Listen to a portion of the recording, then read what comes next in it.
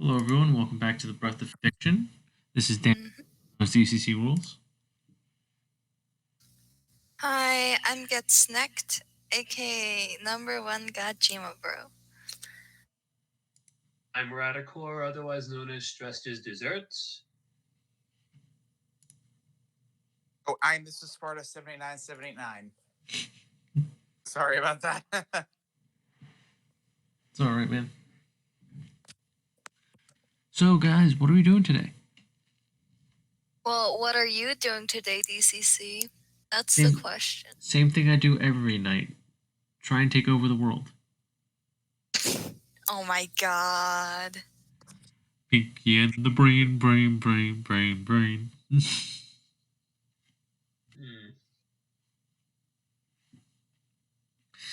But no, on our vote this week, you idiots decided to give me way too much power, and we're doing the complete reversal AU spotlight. Hey, that you wasn't guys a my life vote. freaking story. That wasn't my vote. Sparta, honestly, and Sparta's initial vote wasn't it, but he decided to just not do the standoff and try to get Lily to vote on it. Honestly, either that or I was just going to do a random roll or something on the line. Like, use one of those like apps that randomly picks something, but he changed it, so Yeah. To be fair, though, it seemed like Lily wasn't really committed to doing it, so that's honestly the only reason I didn't vote for hers and why it ended up in a standoff in the first place. This is true, but at the same time, if she didn't want to, like, she should have said it, and that would have settled it. You know, like, just give her the option, make her the deciding vote. Yeah, which is kind Yep. of All right. So have I ever told you guys actually why I started the complete reversal AU? I feel like you did, but it was so long ago that I don't remember anymore. I just found it on Reddit. So I actually started this AU because I was tired of people's reversal fan arts. Because there's only one person who I saw who was doing good fan art, and that was Dishwasher, because Dishwasher's designs are just fucking amazing if you haven't seen them. And Twitter? Yeah. But the thing... And because every reversal roll swap thing has just the two Commodos switching. It's a little bit boring after a while. Not even that. It's not even just the two Commodos. It's just, it's just Shinobu, Matsuri, like, couple of... No, but, like, when you roll swap, you always tend to see that, though. But... Oh, yeah. All the fan art I was seeing was, like... It didn't look like Demon Tanjiro, Demon Inosuke. It looked like the characters doing sexy cosplay. Yeah, pretty much. Yeah. And this is anime. Get used to it. That's what 90% of actual cosplay and redesigns are going to be. I know, but as a writer, I'm looking at that, and I was thinking to myself, is this really what these characters would be like if you really switched things up on them? It didn't feel like enough. I mean, compare Hakuji to Akaza. Compare Michikatsu to Kokushibu. Compare Yume to Daki. When you see someone change to a demon, they're very unique. They have strong traits. And except Hantangu. Hantangu was always Hantangu. Yeah, pretty much. And Gyutaro. That is another discussion. Kyoko. But anyway, so I just at some point was like, okay, let's actually look into what would it be like if you did swap these characters. Not just, put them in a cosplay, but actually go in and say, how do you reverse this character? What would this person be like if you swapped their role? And the first few were rather tame, Breath of Ice and Breath of Steel, looking at Duma and Hukuji, just thinking, they could be interesting characters. But from there,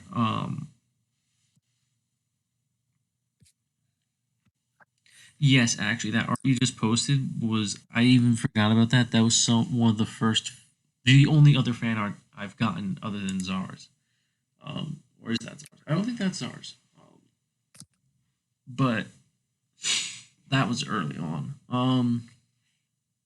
As I was going to say, I started with Duma and Hakuji. It was those posts were rather thin because I at the time didn't really have a concrete idea of the world, but things really took off when ended up doing Kaguya and. That is SAR. That is SARS. Okay, I wasn't sure. No, it says posted by Sarina Cabs. I wonder who that is. Yeah. But yeah, I started doing, and I've done this for a few series now as well. I did one on Boku no Hero Academia. Did a. Oh God. You did? Oh my god. Yeah. Oh, nice. Because I decided to make this into a Reddit series, and now if I ever have a fan fiction concept idea, I just make a Reddit thread because people seem to actually be interested in it. So I had this big series that actually was somewhat popular on the sub, at least in my experience, where I was going over all the characters as the manga was still coming out and doing reversals on them as we learned more about the characters. Actually, the last two I ended up doing, I think, were Obi Suri because we didn't have that much backstory on them until like the last couple chapters. Who? Obanai and Mitsuri. He cuts out on my end, so I don't think it's picking up what he's saying half the time. Oh, that's odd. Yeah. It's a good thing we record 2 audio channels, just in case. Hooray! But then that means the reverse might just be true. Fair. And I haven't heard you cut out much.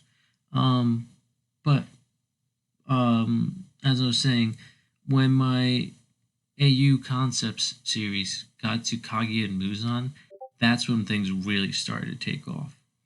Because when I reversed those two, I realized I had to take the entire world and start from scratch. So actually going into the story itself, the way things change is I say that when Muzan met the doctor, he didn't get the demon serum. He got a perfected panacea, or at least a functional panacea. He was cured, and he decided to study under the doctor because of that. And eventually he usurped the doctor's position, killed him, and took on his research. So now he was not only the sole provider of the panacea, but he was enriching it. This turns Muzan into a very different character because he's still the same person with the same greedy intentions and this search for, immortality almost. But he actually has access to it. He is a scientist. He's smart. He's petty like he is in the canon, but he has an actual way to work towards his goals rather than just, hiding as he has demons look around. It makes him a more structured character, I feel. And then to put Kaguya in the demon position, I had him become Muzan's apprentice. So, kind of like a Sith rule of 2 thing. Except Muzan wasn't stupid enough to let himself be killed like the doctor was. So Muzan actually had secret sublabs, and he was hiding a lot of his research from Kaguya, even though they were sharing a lot. But he was also using Kaguya almost as an experiment himself, because he let Kaguya know certain things that he knew would pique his interest, specifically that the linchpin that stabilizes the entire formula is the blue spider lily. And without that, the panacea doesn't work. As they experimented with new regions and ways to extend and manipulate the formula, Kaguya finally decided, let me try removing this blue spider lily. Why is he so adamant that you always gotta use it? And that's when Kaguya develops the demon serum. Of course, this is slightly different from the original because the formula has changed, In theory, it made him a more powerful demon and a more controlled demon because the formula was more refined, even though he removed the blue spider lily. But beyond that, what makes Kaguya's demons so different was his mentality. I'll get into that in a moment because once Kaguya thinks he's become a god, and he's the progenitor, the king demon. He says, "Well, fuck you, Muzan. I'm going to betray you," and he burns down essentially their lab, and leaves Muzan for dead. Walks out into the sunlight and scars the shit out of his head. Um, Supposedly, there is no confirmation because he's an illusionist whether or not those scars are real. What? Um, but he does carry around the scars to try and make himself seem more vulnerable. Um, his blood demon art is actually illusions. He can create illusions on such a scale that the entirety of Japan can be under his illusions at any given time, and that he can maintain an illusion from pretty much a quarter of the way around the planet. Of course, as the distance, My God. the scale and depth of the illusion varies, but he is a very powerful demon regardless. And he's very intelligent and knows how to use those around him to extend his abilities. That said, when he realized the solar weakness, he went into hiding. But as I was mentioning earlier, Kaguya is a different person. His demons became different people because, unlike Muzan, who only cares about the self, he only views progress in doing things his way, and everyone essentially be an extension of himself. Kaguya, based on what we see in Kimetsu no Yaiba, can still be a self greedy, narcissistic person based on the way he moves on in that one encounter. I honestly believe that Kaguya is a sociopath. His behavior would fit with antisocial personality disorder, in my opinion. So that's why I think he can If you still. think that Kaguya in canon was a normal kid in the first place, you're sorely mistaken. Given the baggage he had to live with at a young age, given his family, there's no way he was normal anyway. Psychopathic, I don't, in the terms we think of it, maybe not so, but he definitely was not a normal psychological kid. There was something that psychologists would classify him as, if not a psychopath. Yeah. I mean, you have to also realize that his father committed suicide at a young age. Mm-hmm. Oh yeah, but he probably honestly, the way I see it, Kaguya in canon had perpetual. What was it? He had perpetual 1,000-yard stare syndrome. He was so detached from everything at the end of the day, like soldiers are in war, just because of the violence. And unfortunately, his dad was not able to do that detachment portion, or PTSD for whatever. And I do want to say, though, the reason why I suggest he might have ASPD in canon is, one, you mentioned attachment. Two, he has manipulative behavior, as shown in both his regards to Muzan and the way he addresses people. He addresses people where people feel this absolute respect and trust for him, and they can't really see through him. He has this air about him that's very abnormal. So there's a lot of things clearly suggest he's not someone who's mentally ill in the way that the mental illness is an issue for them.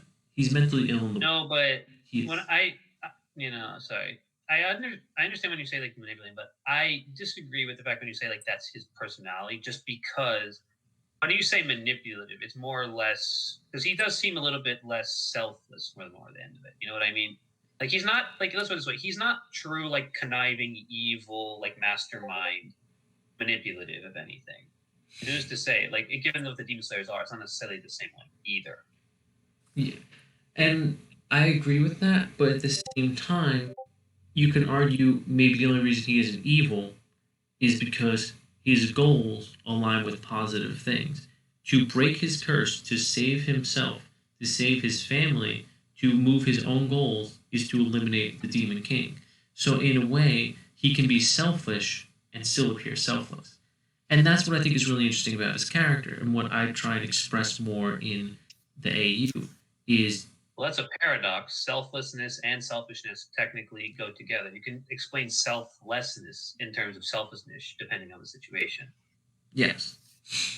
Because, that's true of everyone. There's no such thing as a selfless person, because then they're selfish because they don't care about themselves compared to everyone else, and they don't care about other people caring about them in regards when you go to extremes. Yep. So in theory, there is no such thing as a selfless and selfish person, because that means that at the extreme ends, because technically it can be worded differently. Yeah, but I'm more thinking of,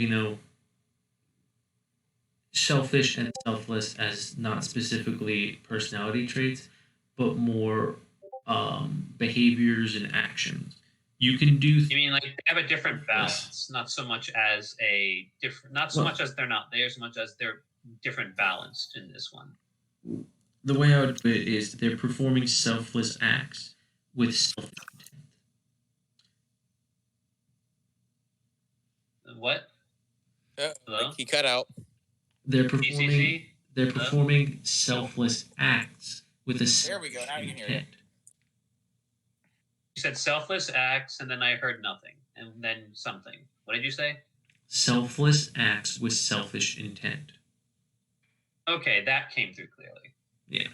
I don't know what the hell was going on there. I mean, we'll see. Your recording might have picked it up. Yeah. It probably will because it's not going through Discord.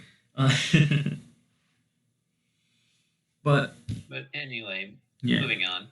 So I expressed this in Kaguya in that while, like Muzan, he does produce his demons and he is working towards his own goals, he doesn't see himself as the end goal.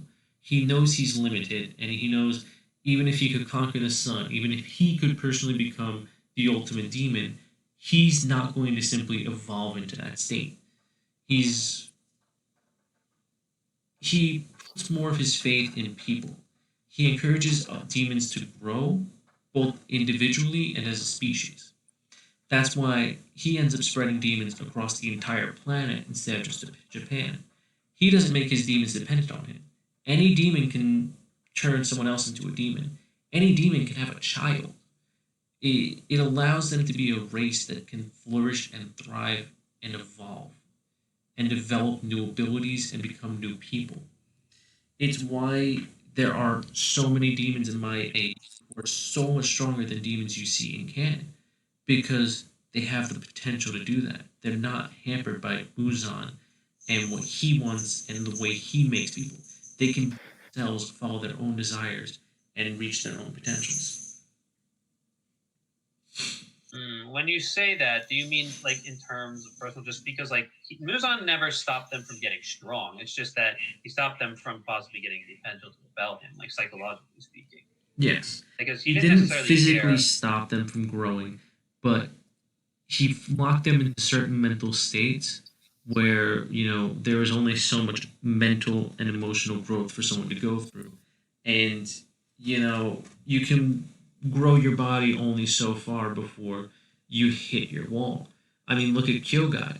If you look at Kyogai's character, you can really see, yes, you can blame it on blood and everything, but what is really hampering him is he has no path forward to his goals. He has aspirations that he cannot simply strive to. He is not considered a good musician or a good poet. He wants to be an artist, but he expresses no talent. And he doesn't find any path forward. And Muzan, rather than encouraging him to have a path forward, turns his path into this bloodlust. You need to eat to grow stronger. So Muzan is inherently someone who hampers someone's natural growth by changing their path. I would say it also depends on. It does depend on the personality and mindset. Simply because I mean he can influence it, but there has to be a base for the personality to begin with, anyway. Yeah. Like otherwise, they would just be mindless dolls. And why wouldn't he want to make more like mindless dolls that are obedient to him? You know what I mean? Yeah, exactly. Well, because then he has to do all the thinking for them. No, that's the point, though. Yeah. Well, are you suggesting that the point is you would want to do all the thinking for all your minions who are doing everything? Hundreds of... No, the point... No, what I'm saying is that in regards to... Hold on, sorry. Oh, shit. Oh, what's up? Did we lose Rad? Sorry. Oh, it's all right. I had something to take care of. But anyway, where was I? Oh, yes. What I was implying is that it's not so like when you say manipulating the path, Muzan is not certainly doing that to all extent. There is an element of freedom involved into this, because otherwise he would be doing the "I'll make your mind into a blank slate" kind of deal. You know what I mean? Which arguably he does do to a higher degree with Hakuji in making him in Kaza, but he leaves enough of the personality there for them to be useful. Whereas Yeah, that is I do with Kaguya is in almost every case, there are very few cases where he will actually attempt to adjust one's mind. In fact, he would much rather try and change someone's thoughts and opinions through discourse rather than by force. Okay. Then what about the idea? Like, I see what you mean. But then again, like, is it involuntary or involuntary? Because I will say that in certain cases, it's not like Muzan is deliberately blanking their minds, like trying to mind wipe them, like we see, like through a spell in Harry Potter, so to speak. But like, because he does, like, he more or less keeps it, like, let's put it this way, it's kind of like an inceptionist for a little bit, at least with Rui, just because, like, at the end of the day, he doesn't exactly blank Rui's mind, but he gives suggestions that Rui is like supposed to do this and this. You know what I mean? So is it like more or less? Are you saying like the guy doesn't try to do like the mental manipulation as an external factor? Yes. There are very few characters throughout the series who he ever actually tries to directly manipulate the thoughts of. One of those I want to be Muichiro and Yuichiro because he does kidnap them from their family and he does have to brainwash them a little bit to even make them function. Okay. But so you're saying is like this occurs on a mental suggestion, not necessarily physical manipulation of the brain in this case. No, it's all in the blood and in the mind. Because as we can see with Muzan, and this is something that has been established more in the fanon than in the canon, but is kind of widely accepted, is if you're a king demon, if you're a progenitor, any demon who has your blood in them, you can control and manipulate.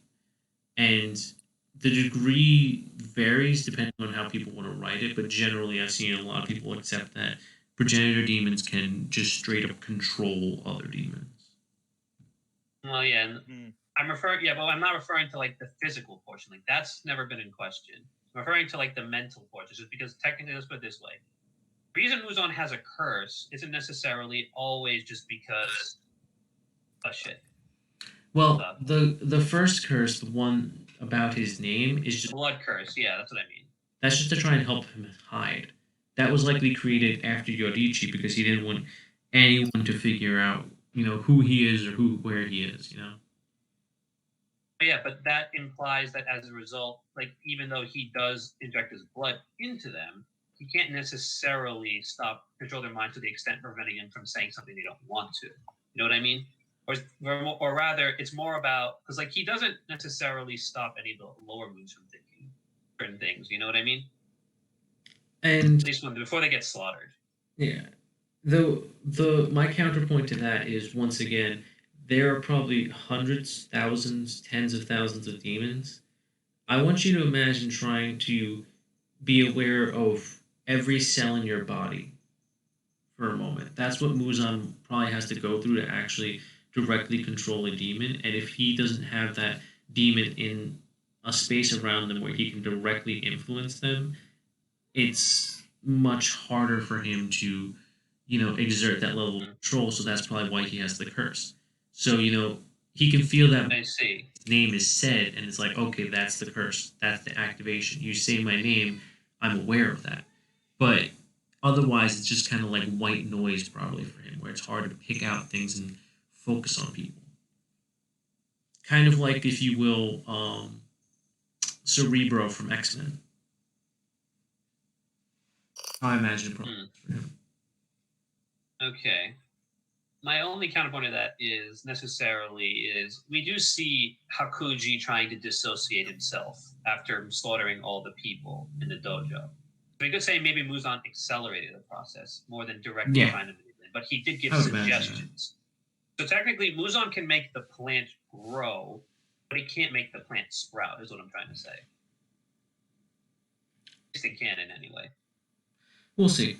Well, in canon, yeah, but I do believe in the idea that, like, in my AU at least, Kaguya can just, if you're a demon and you have his blood in him, he can straight up just puppeteer you. Like, like one of my lesser mentioned aspects of the AU that I have is that Kaguya has body doubles, which are weak demons who he uses illusions to make look like him.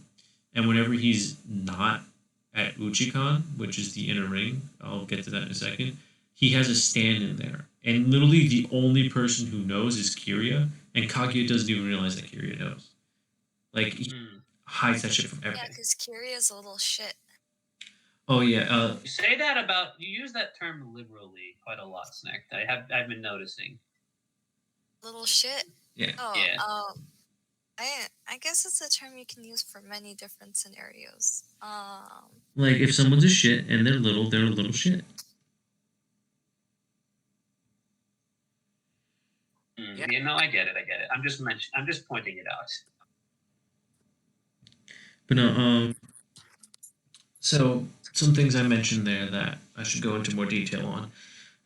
In this AU, I still have Kiria as a character. He isn't Kaguya's first child, but he's Kaguya's first child who actually lives for a significant amount of time, actually living much longer than probably any other demon in the series, when you look at things as a whole. But essentially, because Kaguya is this progenitor demon, in fact, his entire line of the Ubiyashikis, because they are this different, higher breed of demon, almost like an archangel compared to a regular angel. When they try and have children, it is an extreme strain on the body, and almost no one actually survives going through the full term and labor of an Ubiyashiki. It kills anyone, essentially. It's common for human women who happen to have a child with a demon to pass away because it can be so strenuous. Because they're demons. They have higher biological needs. They're shapeshifters. Their bodies are much more malleable and aggressive. They have such high caloric needs that it can just run a person dry. I see. Yeah. So basically, it's like extreme ketogenesis. Yeah. And also goes to another point, which is, like I said, my demons are different from Muzan's. Not only do they have a different culture, because Kaguya encourages a different lifestyle for demons, but also I give them more freedom, if you will. It's more that the demons are able to learn more about themselves because they live longer, they have culture, they interact with each other more. So demonic abilities are more well understood. Most people's blood arts are more powerful than ones in canon. They can be passed down, they can be refined. People get really powerful at times. But beyond that, shape shifting has gone to a whole new level with these demons. There are demons who can just effortlessly move their bodies as if they were like made of jelly. Inosuke is a perfect example of this. The way I have him in my AU, he has a blood demon art, but it's not very good for direct combat. But he masters using his demonic abilities in combat. He is probably the best fighter in the entire AU. And that's saying something, because I have some insane people. I mean, Michikatsu has over 1,000 years of combat experience because, he's Muzan's bodyguard, and You said thousands of years? 1,000 years. And you mean Kokushibo? Michikatsu, yeah. Okay, so then he wasn't a samurai at birth then. Yeah. Because what was he? In my AU, sorry, my cat's distracting me because he's meowing for attention. In my AU, the panacea that Muzan has is able to stunt aging. when he finally gets the Slayers to a point where they're actually useful, because I don't know if you guys know about Onmyoji, but Yeah. definitely be a Of course. time where um, the Slayers are useless because at the time they're like, oh, these Onmyoji, we use these like paper sigils and this and that, and it's all kind of bullshit against these shape shifting man eaters that the demons are. And then Muzan meets Yorichi, and Yorichi can actually fight. He has, this breathing techniques and etc. And Yorichi just turns the entire Slayers around. He actually makes them into the Slayers, all because Muzan pretty much threatens that. Oh well, if I don't have a real fighter protecting people from these demons, I guess they'll just run through your temple and kill all these people that around you. You know,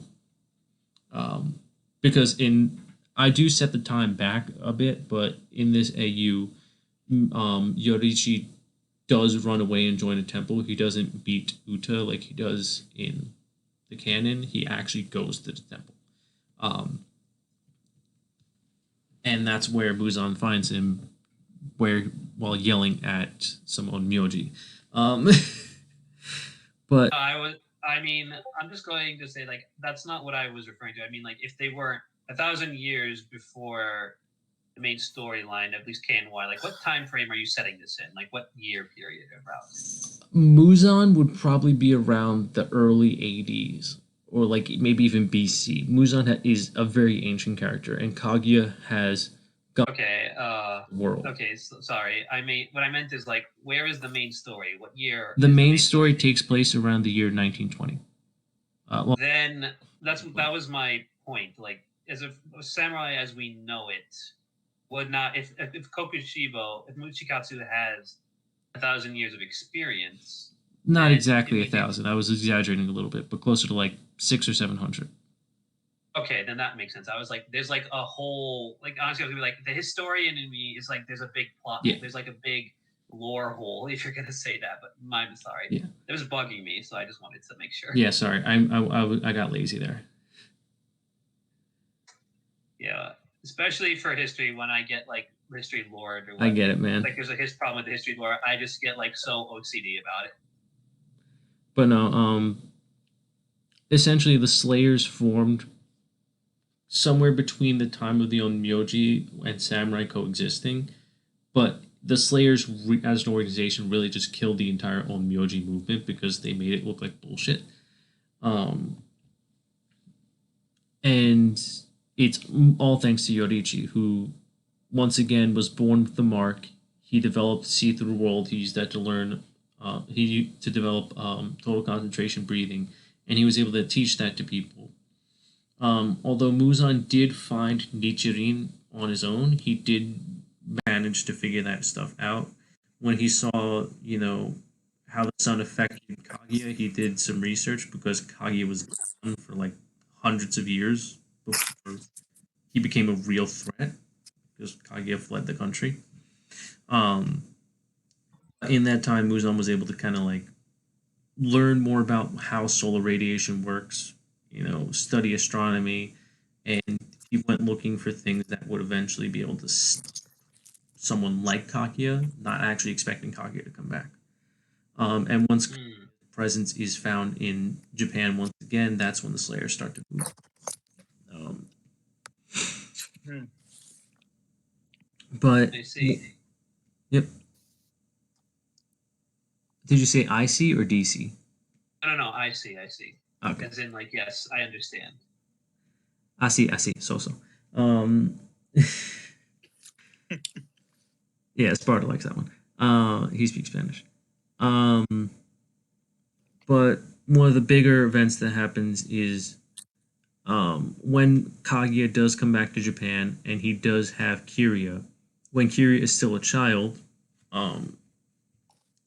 they get attacked by Slayers, and Kaguya sends Kiria to run away. And Kiria runs to an orphanage where he finds Yome. If you see where this is going. In this set of events, once again, I fuck with the timeline a lot. This is hundreds of years before the series would begin. This Gyome is hundreds and hundreds of years old. Um, Gyome, not realizing that this was a demon that needed protecting, ended up fighting and killing a slayer with his bare hands, but being mortally wounded. And when Kaguya arrives and sees this human who is dying saved his son's life, not only does he turn Gyome into a very, very powerful demon, but he also turns the entire orphanage into demons. They're not the exact same characters who would be from that orphanage, so Sayo isn't technically there, Kaigaku isn't there, but ancestors of characters like that are in there.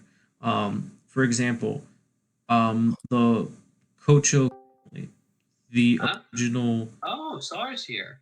Oh, hey Zar. The Hello. original head, like the first two members of the Kocho family are in that orphanage. Um, Oh wow. Goro or his father would be in that orphanage, which would be Kaigaku's grandfather. Lol. So like a few interesting characters like that stem from this one big moment. Other interesting characters who around this time become demons would be one of the Rengokus. Um, Probably the Rengoku who would be in canon friends with Yorichi and lead him into the Slayers would actually become a demon at this time and become the heir of the Rengoku family, which is one of the most powerful demon families. Mhm. But with Gyome's help, because Gyome has a Yeah. kinetic or earth bending blood demon art, they're able to actually carve out a giant cavern underground where they would be safe. After creating tunneling an extensive network through Japan that they extend over hundreds of years, they settle somewhere off the coast of Japan underneath the ocean in a giant cavern, literally the size of Manhattan, um, that they settle into a city. They name this city Uchikan as the Inner Ring, and Mhm. the guardians of the city are named the Moons because those who orbit around Kaguya are Oh yeah, they're moons and his his ring. moons. The small demons who float around him form almost a ring. The small demons out there who aren't really part of his orbit are the outer ring. That's everyone who doesn't live in Uchikan. And on top of that, you have the lower moons who keep close to the inner ring. They exert an influence, they are powerful, and they protect it. And the upper moons who float out into the outer ring and exert their influence on the rest of the world, essentially pushing the agenda of demonkind. That is the ethos with which he formulates his demon society and starts the city of Uchikan. And that's just back Okay. before. This is still hundreds of years before I even get to Tanjiro and Nezuko. I went hard on that shit. Honestly, I have like 3 or 4 prequel shorts and stories that I've thought up of. And after the main story, there's 3 sequels, a Overwatch esque midnight. You have like So I you don't do know, play Overwatch. Okay, that's good to 5 know. I did play a different little bit. timelines for the story. Technically, there's 3 timelines for this story, and then there's also the Kimagaku and the extended universe, which are not technically canon, depending on your definition of canon. Um, um, but yeah, I do have a story that takes place. Well, as Snecht mentioned, I do have planned 3 different endings, each with their own epilogue. In one of those endings, there are 3 sequels. One that I plan to have take place um, in the 90s and 2000s. It's an Overwatch esque story in that at this time, demon slaying is outlawed, as demons are now accepted into society. But slayers are still necessary because there's still some evil demons. So this is kind of an event that pulls back together demon slayers from across the world to kind of just stop some bad shit from going down. Don't want to say too much on that because it's still like way out there. In the works. What I had planned is the Cyber Slayers, which is a like 2200s cyberpunk Slayer story, which gets into a lot of crazy sci-fi shit and is in some ways. So when did you come up with that idea? I have to wonder. I came up with that well before we did the cyberpunk episode. That I came up with this over a year ago. Sad. And then I've even dabbled in a post-apocalyptic sequel where at some point Kiria enacts a plan that causes the planet to go into he detonates a super volcano and the ash covers the planet for a couple hundred years, so demons become the dominant race because they don't need the sun, and now with no sun demons can kind of just free reign, and after a while they settle into these 7 different kingdoms, and that's a really fun one. And certain characters like Kiria and Giyu go all the way through to that post-apocalyptic story. It is insane. That's shit. You I say have the plans. sun goes out, but there's so many. You do realize that within like 38 hours, the sun going out literally screws everything on the planet, right? Not the sun going out. It's just there's too much ash in the air for the sun to penetrate to the surface. Yeah, that's still the equivalent of it getting screwed over. But you also have incredibly powerful demons with blood arts who are able to kind of just balance things out. For example, in the African region, I have planned that the demon king of that area even styles himself as a sun king because he has a fire-based blood demon art and creates artificial suns that don't generate UV radiation because they're just fireballs. But they do generate enough light and heat for agriculture. And really, humans get fucked, sure, but demons, they can survive almost anything except the sun. So they can eat organic stuff then? Well, here's the thing. Yes, they can eat organic stuff, but they also don't even have to eat if they don't want to. Okay, no, I'm sorry. What I meant to say, like, they can eat inorganic stuff is what I was asking. No, they need organic matter. But once again, even without the sun, they do have methods of, So they're basically like deep sea organisms. They use. There is actually a kingdom of Atlantis in the post-apocalypse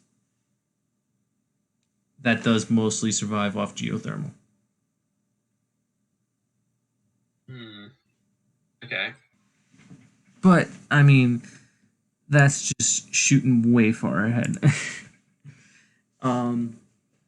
Actually going into the AU proper now, since I covered everything around it, it mostly focuses in a 2-pronged perspective on Nezuko and Tanjiro's stories actually being separate. Because in my AU, in the first chapter, they're separated. They don't get to go on an adventure together. They're on an adventure to reunite with each other. Tanjiro is turned into a demon by Urokodaki, under the premise that Tanjiro was attacked by a slayer and Urokodaki saved his life.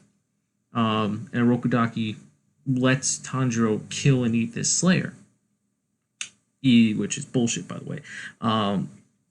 Meanwhile, Nezuko is led away under strange circumstances and runs into Duma Hashibara, or Hashibara. How do you pronounce that? I don't know. Hashibira. Yeah, that's what I thought. Hashibira. That's what I thought.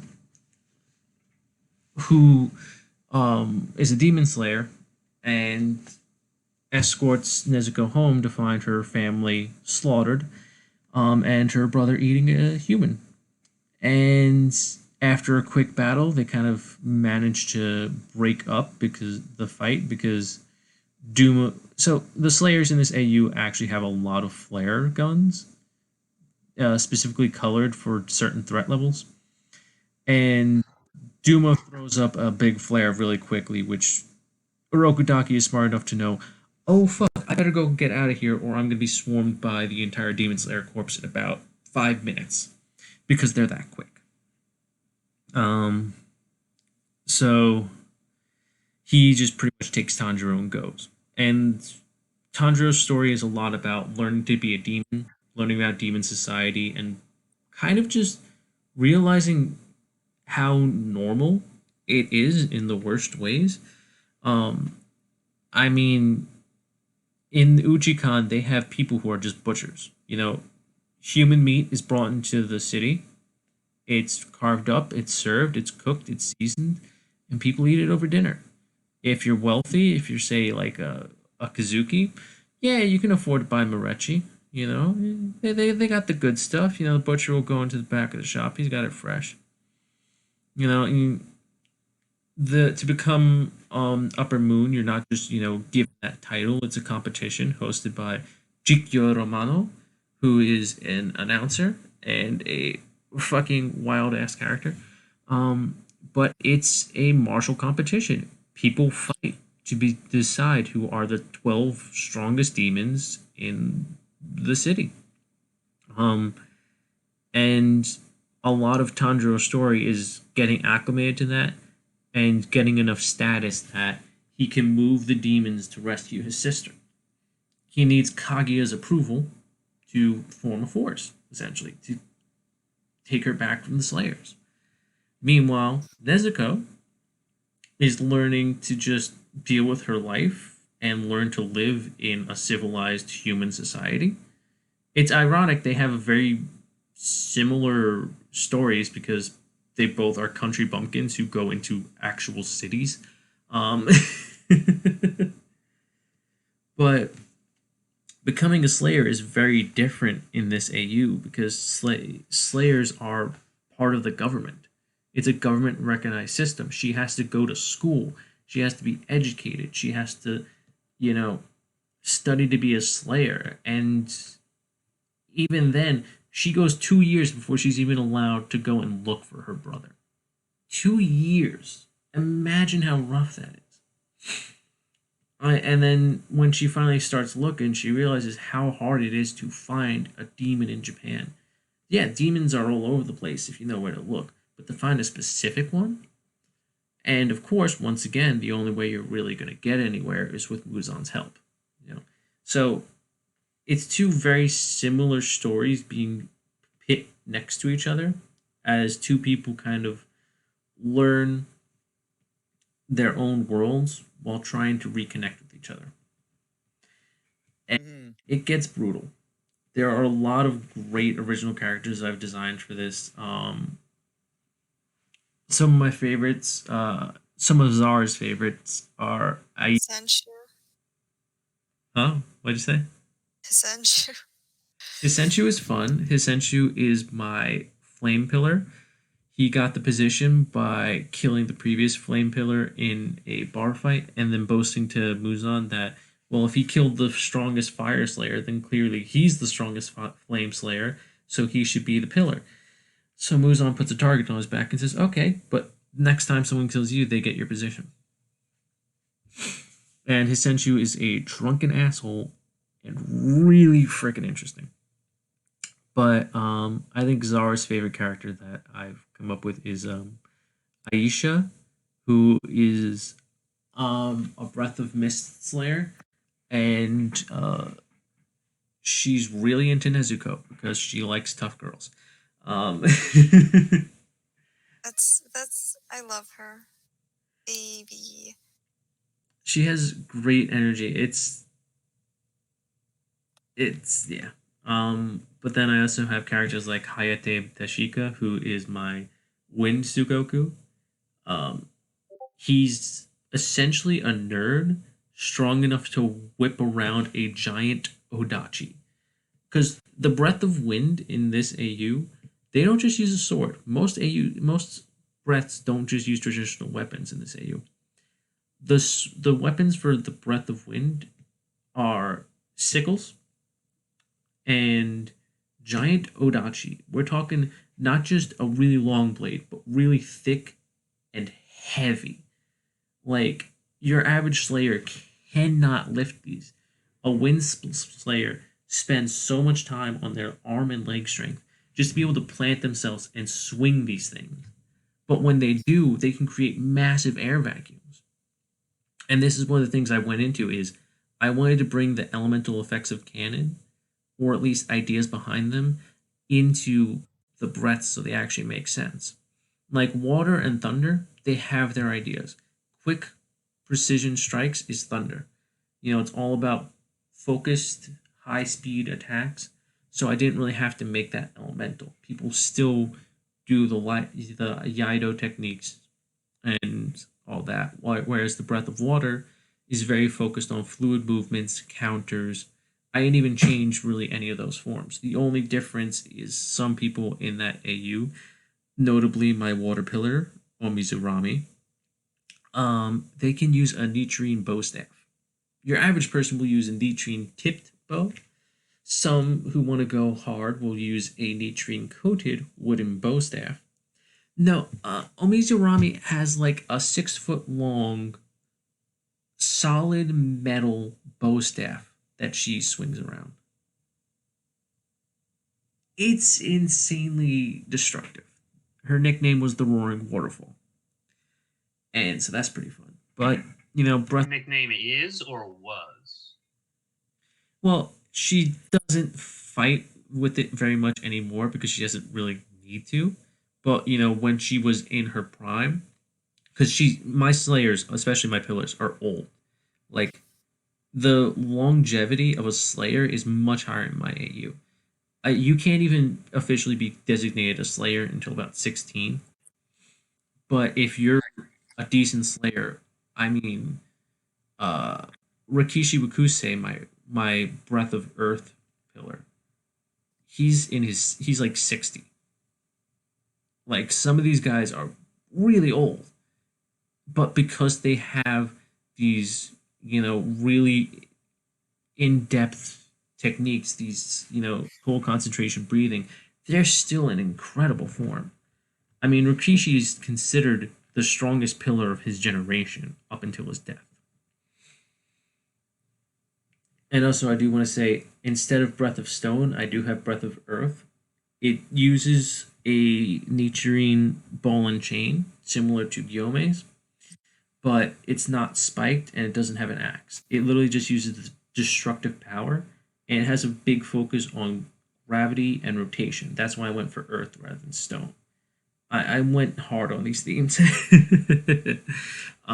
For example, Breath of Flames has matching on the backside of the blade, so that if you draw it really quickly or you slash it fast enough, it'll actually spark the air. And if you can create a tight pressure wave and you spark that pressure wave, now you have a brief fireball. And you could say, well, what's fire to a demon? Well, if you're burning someone's cells away, they can't regenerate as fast. That's what. Mm-hmm. But yeah, so I've gone hard in all the details, made a lot of characters, and I'm still making more stuff. I have almost 100, I think, articles on the wiki just for my category. Let me check. Is that the most updated count? 96. I have 96 articles on the Fanon wiki listing characters. But you admin. Yes. Oh my god. Huh? It's You were saying, Sparta? I was saying, oh my god, that's a lot. Okay. I also like to point out things like the total number of pages on the wiki itself is 688. So I own roughly a seventh of all the pages on the wiki. I think that's easy because we have like 30 plus members. I don't know exactly how many members we have, but I know there's at least 30 people I know of by name.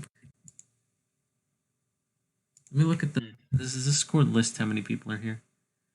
Yeah, we have about 30 people. Mm-hmm. those 30 people, I own a seventh of the content on the website.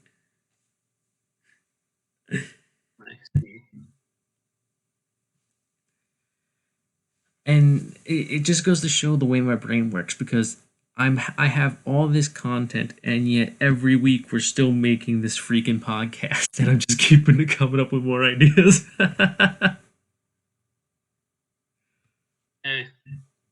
I mean, idea stimulation is good time to time. Yeah. But yeah. So that's the lore behind your for complete reversal you. So to sum it, at least for the understanding, it's not necessarily a role swap so much as it is what would happen if they switch sides and what events would lead up to those sides, to those changes, and then what would those events do to their personality. Yes. I try and do two things with this. I try and keep characters as close to they are in canon and also make the most out of characters with their roles reversed. I don't think Duma makes a good character if he's a soulless nobody who's a slayer. Some people can do that right. I couldn't. I made him on a he's an unfeeling character in the canon. I took that in another direction. He has nerve damage in my AU. He's unfeeling in that his skin, on over 90% of it, he can't feel anything because of an extended period of hypothermic exposure. It killed a lot of the nerve cells. So he literally can't feel. But he also is struggling with the fact that he lost his wife and his child is missing. So, he's an unfeeling person who's also feeling a lot.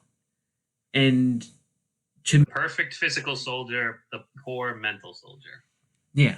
And I feel like that's makes him a really compelling and interesting character, especially as he's struggling to connect with these people around him where a lot of people don't like Duma in the Slayers.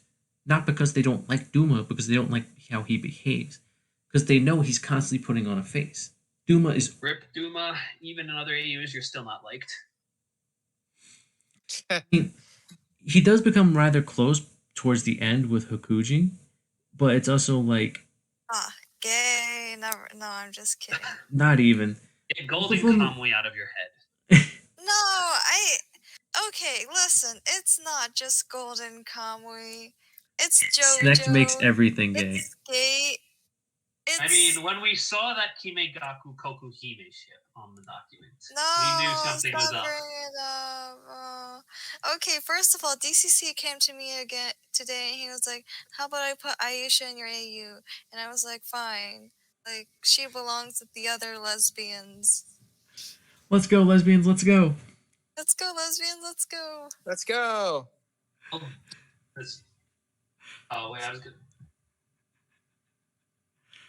Oh, shit. Okay, I was just joking. No.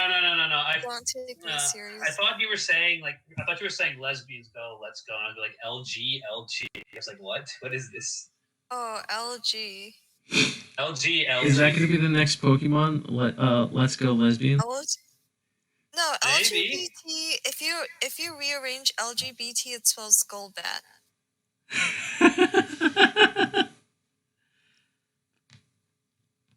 But how did we get here again? I just completely lost track of what. You said Doma For the breath and of fiction, Hakuji DCC. become Right, we really right, need right. to ask that question. Fair enough. We really need to ask that question when we know this happens all the time. But no, You said Doma and Hakuji became close, and then. well, yeah, And then because Sex said gay, and then I Yeah. reminded her of her dark past, which she doesn't want people to know about. My sad Her anime dark present. backstory. her dark present. Both dark past and present, because technically yesterday And future. was the past. Because she's never going to change. Yes, I'm gonna be like Ogata. Every time you think I am getting a redemption arc, it's not that. But no, Hakuji and Duma actually become close when Hakuji learns that Duma's son Inosuke is a demon, and that searching for a demon for the past 10 years. And then they actually, like, once he can actually see under the mask that Doom was constantly wearing of this happy, outgoing guy, and it's like, okay, you're someone who's struggling with the loss of his child and the loss of his wife, and who's working really hard to try and be something in a world that just doesn't treat you well. And they're both the exact same way. Because in this AU at least, I say that Koyuki was pregnant when she got killed. And she wasn't poisoned, no. The dojo turned into demons and came over there and tried to murder them with swords. So it was much more brutal. And Hakuji, with his bare hands, fought off like 20 demons. Fresh demons, but demons nonetheless, for like 15 minutes before Slayers arrived. So they were like, okay, we want you on our side, because that's insane. Like, in canon, you have Jomi beating, like, a demon to submission till sunrise. No, this is one guy soloing 20 plus demons who have swords. Haku. Well, Yome could never. If Masahiro didn't have his tools, he could never. But it depends strategically speaking, though. So, yeah. Little spoilery things, though, but, like, the shit Hakuji survives and keeps fighting with in this AU is insane. I mean, first he loses an arm, and he keeps fighting for like another 3 minutes after his arm is just gone. He later loses one of his legs, and once again keeps fighting for several minutes before, retreating. Basically Masahiro's last stand for me, but with less time he spends fighting. Interesting. But yeah, do you want to know how Hakuji finally dies in my AU? He dies? God finally gets off his chair and then smites him. It's like, that's enough, Hakuji. You No. gotta go. He dies in 1945 in Hiroshima. What? Of Does he course. get cancer? The moment you said 1945, I was like, oh, of course, TCC was going to do Here this. we go. It Because took a let's be nuclear honest. bomb to kill him. Yes, the demons lured him to where He's they still knew not the nukes were Chewbacca, going to be but- dropped because they were like, this dude is like almost 70 years old. He's missing 2 limbs. He still is killing demons with 1 punch. What the fuck? Hakuji is Chewbacca broken still in my stronger. Huh? It took a whole planet to kill him.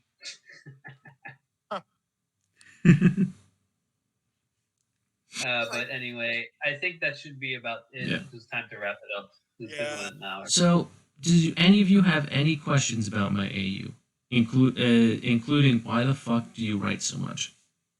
Is it, What My is your question- favorite? If you want to write, then you write. Honestly, I really don't care why How you do write you- so much. How do you keep to your dedication?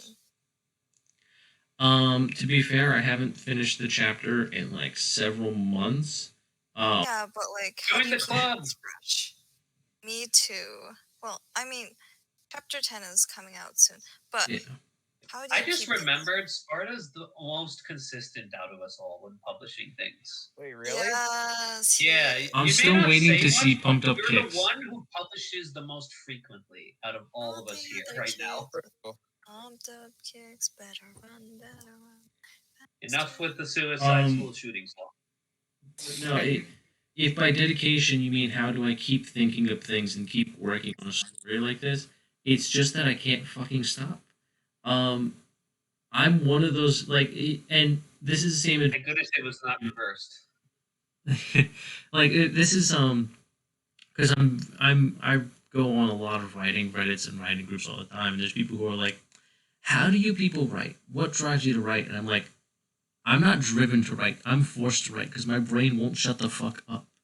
And I honestly, a lot of people I know who are like dedicated writers, they can't help themselves. They get ideas and they go. They can't stop. Honestly, I remember one time someone asked me, why do you write?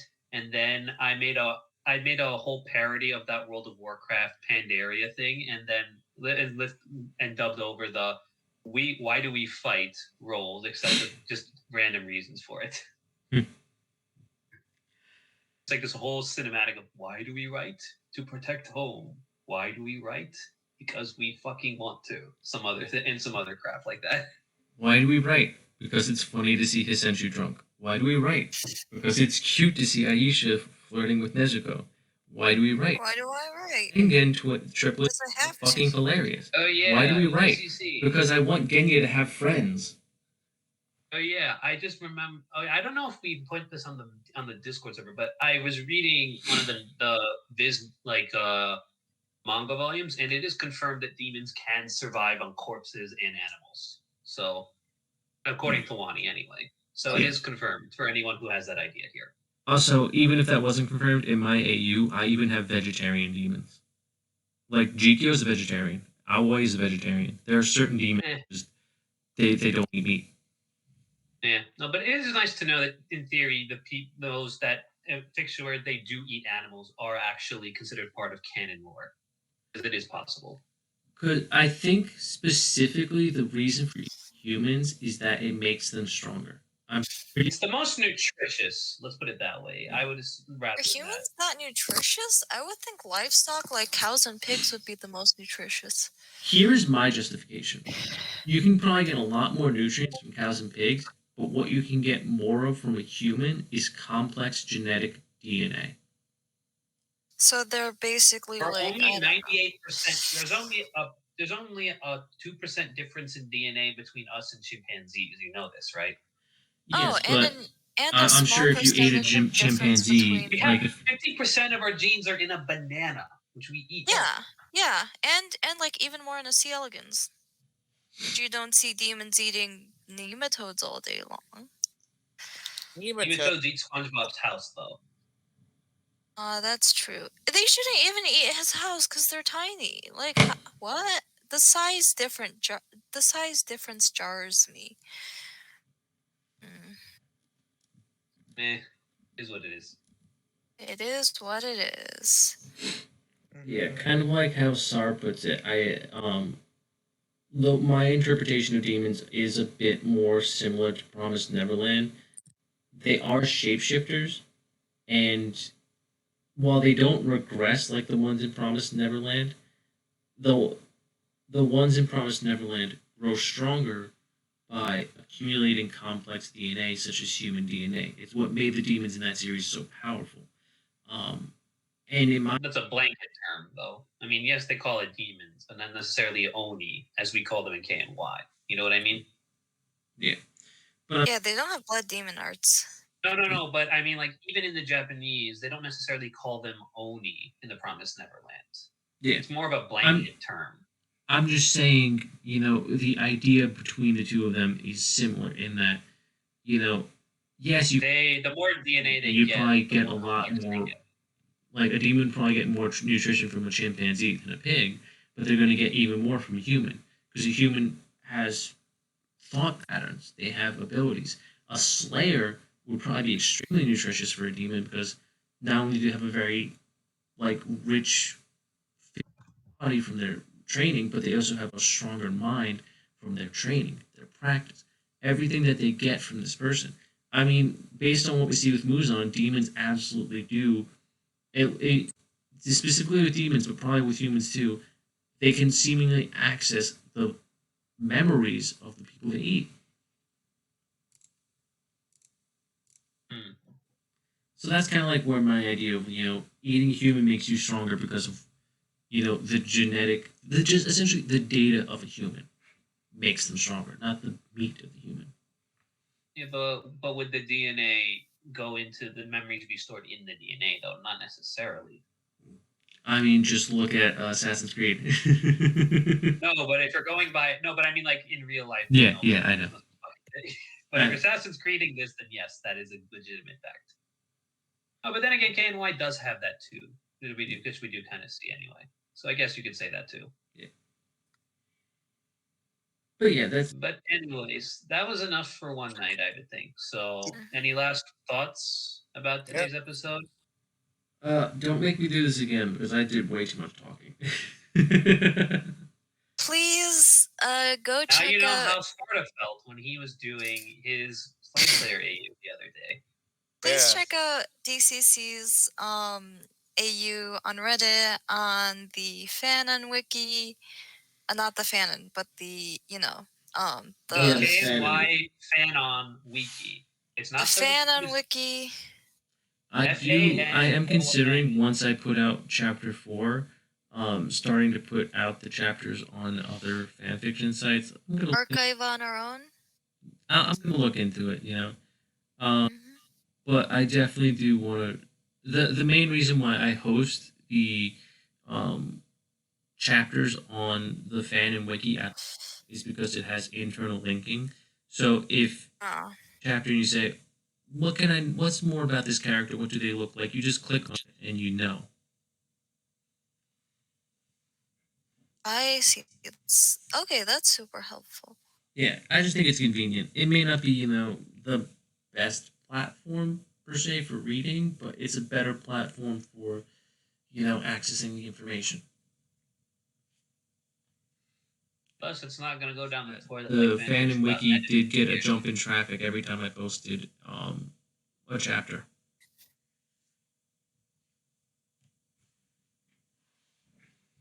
And not just Is that good?